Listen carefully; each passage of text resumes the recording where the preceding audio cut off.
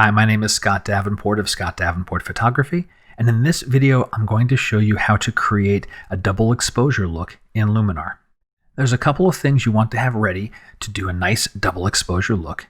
First is to have your layers and your filters open and available, and also to choose a subject that is against a nice bright clean background, and a subject that's very recognizable. Have here a nice profile of a model, and when we create the double exposure, it will still be very clear that we're working with a profile of a person. The very first thing we'll do is convert our subject to black and white.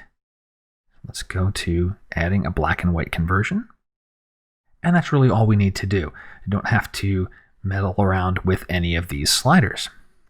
The next thing we'll do is add a new image layer. This is where you'll choose the second exposure to blend in, and I'm going to choose this photo of a tree. Now here's kind of the magic part. We'll right-click on our image layer, and in the blend mode, change it to screen. And we can already see we have a profile. It's still clearly a profile of a person. We have this really interesting look of the chin, and the jawline are still visible, but there's this really nice landscape in the center of it. From here, with the image layer still selected, I'll choose the transform tool, make sure my aspect ratio is locked. Let me zoom out a little bit, and I can now reposition and resize the image to better suit the scene. And so I'm thinking about her shoulders being like the ground just at the edge there, and then the center trunk of the tree rising up through her profile. So something like that. I'll click Apply and zoom back in.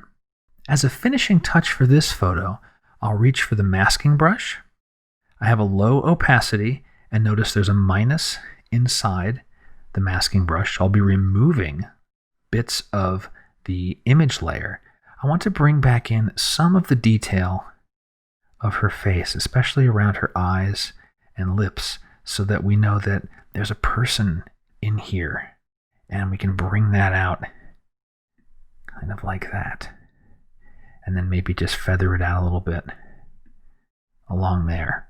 That looks pretty interesting.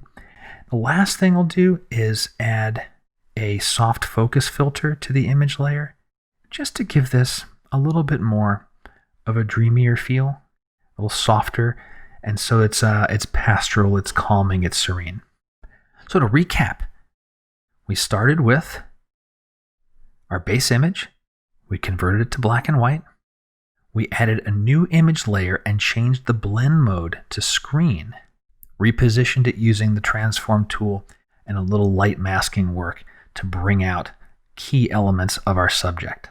Here are a few other double exposure looks that I've made in Luminar. I find Luminar to be an excellent choice for quickly achieving a final look for my photos. And it's a tool that does not have a steep learning curve. I get more photos finished in less time, and that means more time to be out in the world with my camera.